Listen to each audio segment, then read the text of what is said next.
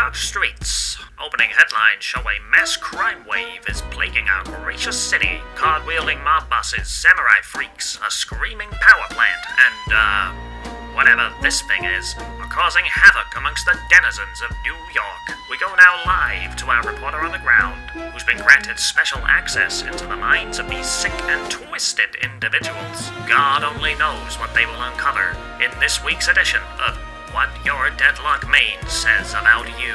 Over to you, Jim.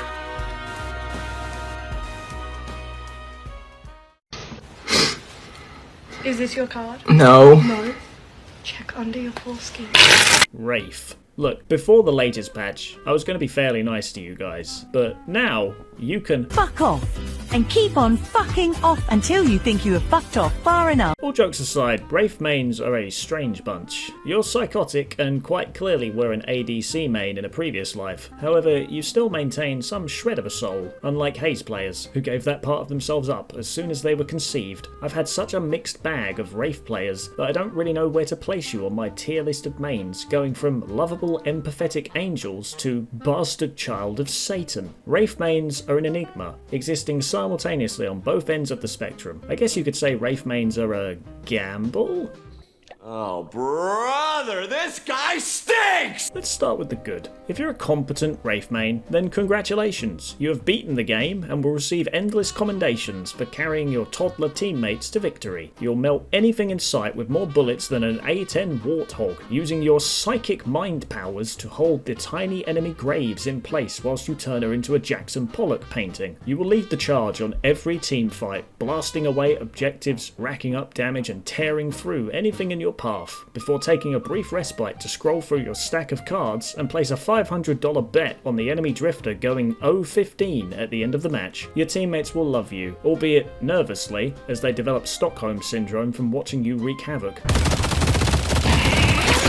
And if things go sour, you'll just, teleport 16 miles away. However, it's not all good. I know that you have all come across the other side of the coin when it comes to Wraith mains. The ones who hop on mic the second you take the first kill from them, screaming at you like they're at a MAGA rally, and it's their sole purpose to make the cursed apple great again. You take their sinners, straight to jail. You steal their farm, straight to jail. You refuse to join them in a 1v5 when your team is 30k souls behind. Prepare to receive a petabyte of doorman smut as they dox your PC and go AFK for the rest of the match. I'm a snake. I'm a slithery little sneaky snake. Viper. You exist to be a menace to society. Everyone else has taken out a restraining order against you, but the joke's on them, because you never learnt how to read. You grew up with a crush on the snake lady from XCOM, and now it pleases you immensely to slither around the lanes of New York, spraying everything in sight with your bullets and venom, causing the enemy team nothing but endless pain as you backdoor every single objective on the map. You enjoy the simplicity of such a slippery character. You have two jobs: slide and shoot. If you ain't shooting, or you ain't sliding, then you're either dead from slipping into an exploding pocket, or you're busy at the shop trying to buy a 5th copy of Titanic magazine. I won't downplay your gameplay though. It takes a certain type of diagnosis to multitask sliding 90 degrees up the side of a building whilst zeroing in your crosshair straight up Venator's arsehole, giving him a prostate exam that he won't soon forget. You would describe your damage output as being as high as I want it to be. Viper mains will put everything that they have into purchasing every single item with a yellow outline possible. Toxic bullets, ricochet, fleet foot, because you weren't fast enough, express shot, slowing bullets. You see where I'm going with this. I have seen a Viper take mid-boss by themselves within 2 seconds just by shooting it straight in the face, and I've never felt such fear since. The only thing Viper mains fear themselves, more than the enemy buying metal skin and return fire, is the sight of a job application. It's appropriate that in lore Viper is constantly being caught and punished for her crimes, because when I see an enemy Viper going 18-0, sliding down Main Street directly towards me with a crazed look in her eye, I want nothing more than to throw you directly into jail. But instead I am forced to flail around like a helpless child as you spray me with enough ammo to fill up 2 cargo ships and send me straight to hell. Viper, you're my favourite girl failure. You arguably have the best voice lines in the game, and that is 50% of the reason that you have chosen to play this character. However, going up against you is a miserable experience. When you're on my team, I love you. When you're on the opposing team, I want nothing more than it to be announced that it's whacking day at the Valve head office. Don't fuck with me!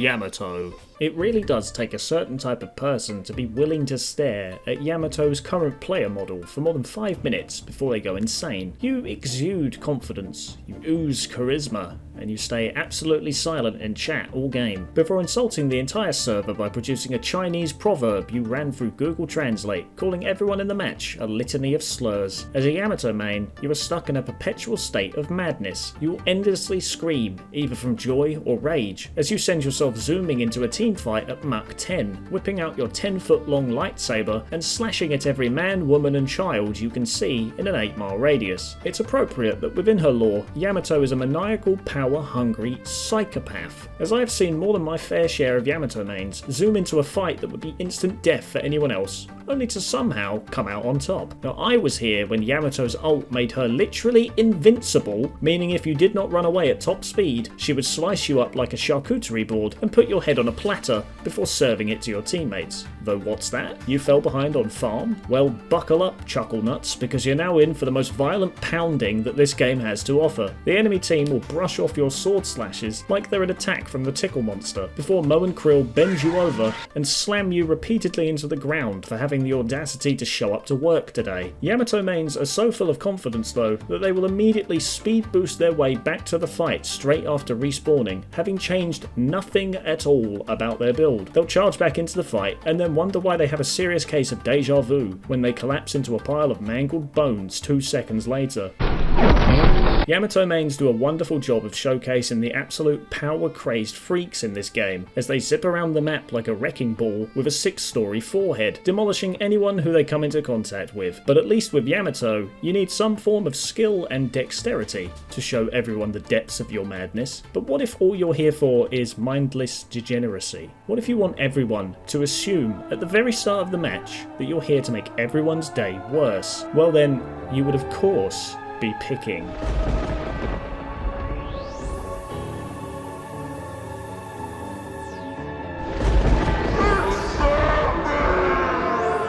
Seven. I have thought long and hard about how to address 7 players, but I realise that no matter what I say, talking about you will 100% result in a drone strike on my house. So here it goes. 7 players aren't even aware that this is a game. They treat this experience more as a social experiment, seeing how much dirt and grime they can sling at everyone in the match before someone inevitably snaps. A 7 main is a walking thesaurus of every unique slur and insult known to man. Whenever I queue with a 7 player, I immediately have Google up on my second monitor, just so I can look up whatever niche and horrific things they utter during the game. The strange thing about 7 mains though is that for the first 20 minutes of the match, everyone else forgets you're there.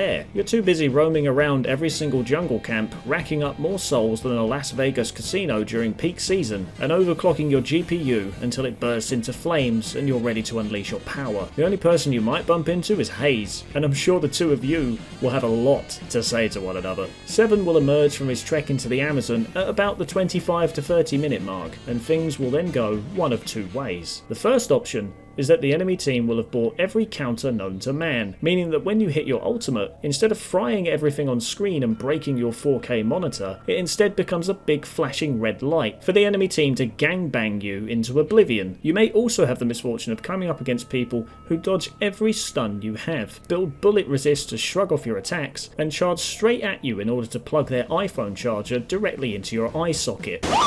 This is a bad time, but it only makes 7 players stronger. You feed off the rage, the anger, and the hatred. You queue into your next match, ready to show them your lowest levels of debauchery yet. This time, things go your way. You become a flying power plant of racism, electrocuting everything and everyone until they crumble into a pile of dust. You fire off messages in chat so abhorrent that I can't put them here or I will end up on several watch lists. You rise up into the sky, a chuckling, psychopathic murderer, here for the sheer thrill of it. To make it clear, I do not condone the racism or the slurs, but you've chosen 7, so I know there's no saving you. Plus, sometimes you'll piss the drifter off so much that even they start to question the meaning of their existence, which is a feat in itself. Playing this character to get footage made me feel dirty, like I was feeding something deep inside me that should never wake up. If you main 7, please seek therapy immediately.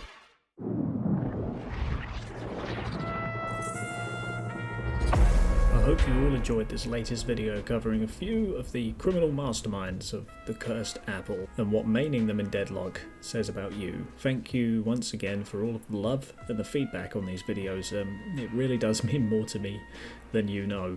I know a few people raised some concerns with my lore video, so to clarify, going forward, I won't be using any AI generated art content within this channel. I can only say sorry for this occasion and promise that it won't happen again, and I'll make sure that that slop stays far away from my content. I've also made sure to credit artists where possible for the amazing fan art that they produce for this game. I'll be doing that in every video going forward. This community is a brilliant place and I can't wait to see where the game takes us all in the future. So once again, thank you for watching. I'd really appreciate it if you subscribed for more, and until next time, have a good one.